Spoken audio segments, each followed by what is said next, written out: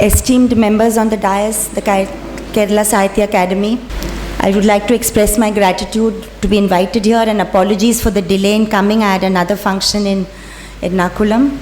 I would only like to say, I begin my statement by the threat issued by the Minister for Culture when he said, for all the writers who have, in a protest of conscience, they have returned their awards at the growing intolerance, lack of cultural freedoms, attack on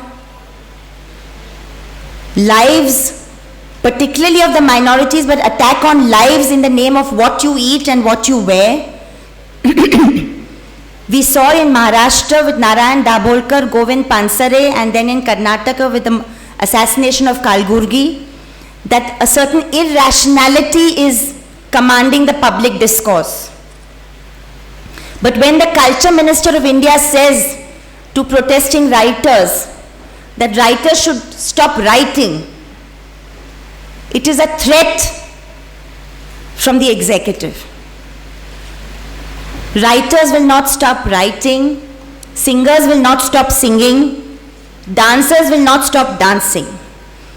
And I just heard the terrible news that now in my state with the attack on Pakistani visiting artists, it's likely that the Pakistani cricket team is going to pull out of the World Cup next year. We are living in very troubled times.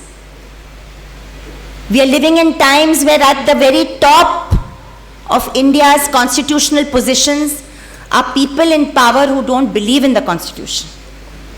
That is the deep risk that we run. It is a moment of great challenge for us as activists, as writers, as advocates, as citizens. I would just like to humbly put in my word of deep solidarity and appreciation for the writers of Kerala, writers of Kashmir, writers of Maharashtra, Karnataka, every nook and corner of India who have put down their awards in protest. A writer doesn't write for an award. Neither does a poet compose for one.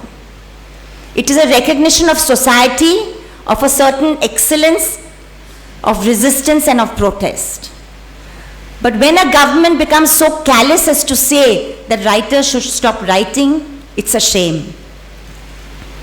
Bertolt Brecht said that will there be singing in the dark times? And we have to remember what he said in response, yes, there will be singing about the dark times.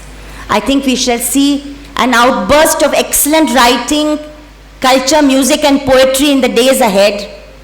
And I remember when in 1995 January, we sat in Kolkata when the Pakistan-India People's Forum was meeting, and a very arrogant journalist told I.A. Rahman of Pakistan that what do you know about democracy? What do you know about freedom?